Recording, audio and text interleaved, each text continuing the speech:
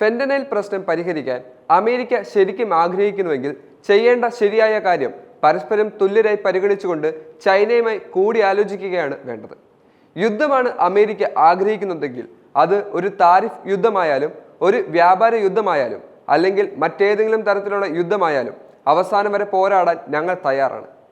China എംബസിയുടെ എക്സിലെ പോസ്റ്റാണിത്.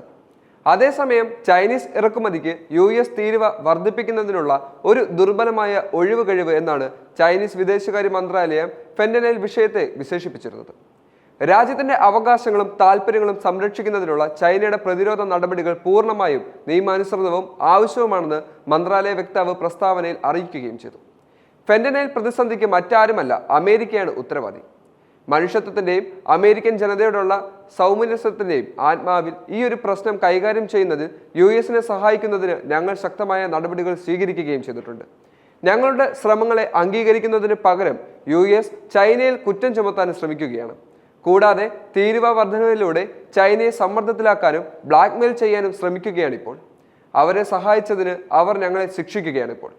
ഇത് US പ്രശ്നം പരിഹരിക്കാൻ പോകുന്നില്ല. കൂടാതെ നമ്മുടെ മയക്കുമരുന്ന് വിരുദ്ധ സംഭാഷണത്തെയും സഹകരണത്തെ ദുർബലപ്പെടുത്തുകയും ചെയ്തു.